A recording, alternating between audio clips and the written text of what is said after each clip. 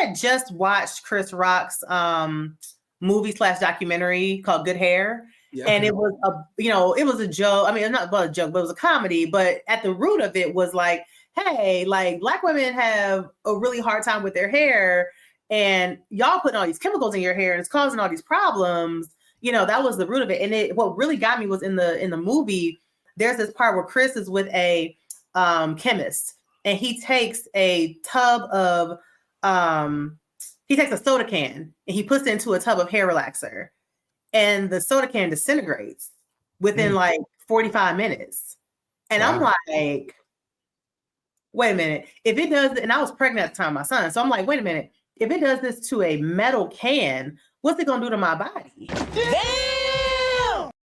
What's it gonna do to my baby? Because our skin is porous, and anything you put on it has the potential to go in, even our scalps, right?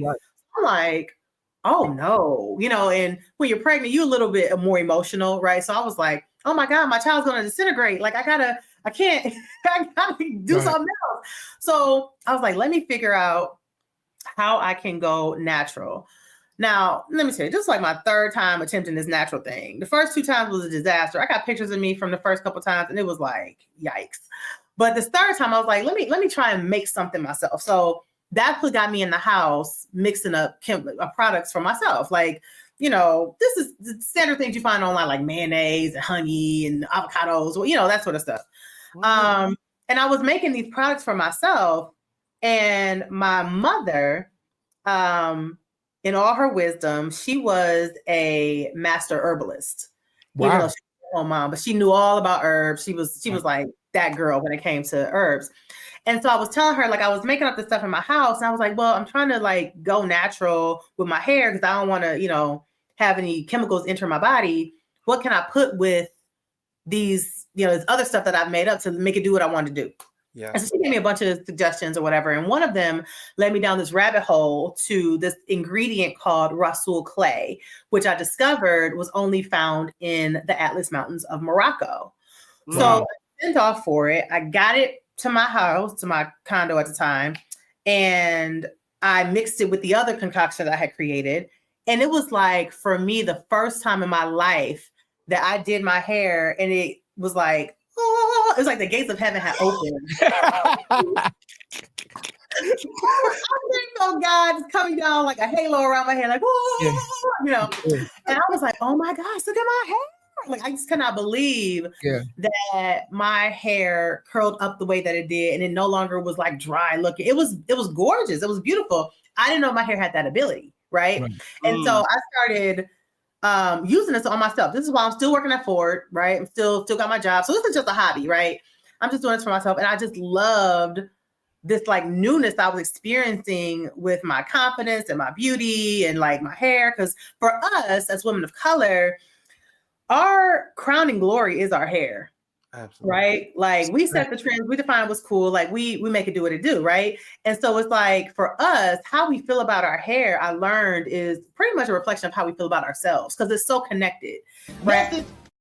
There's so many politics involved in our hair, right? There's high self-esteem, there's low self-esteem, there's colorism, there is slavery, right? There is revolution, there's all sorts of like historical things that's wrapped up in our hair.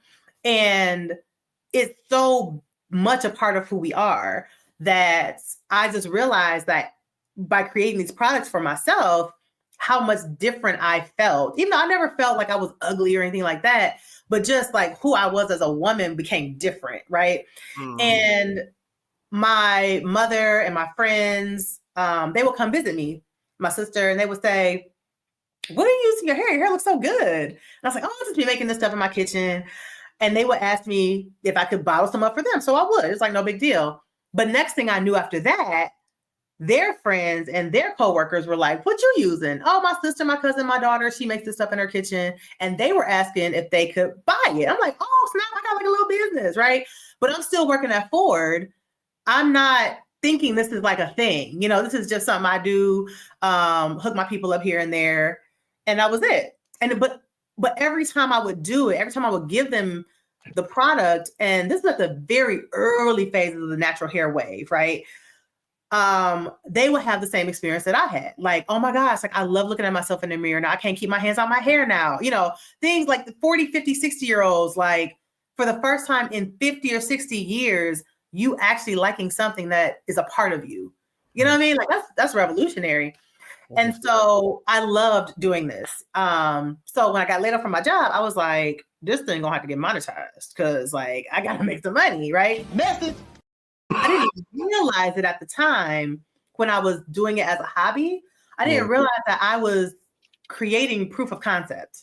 There you go.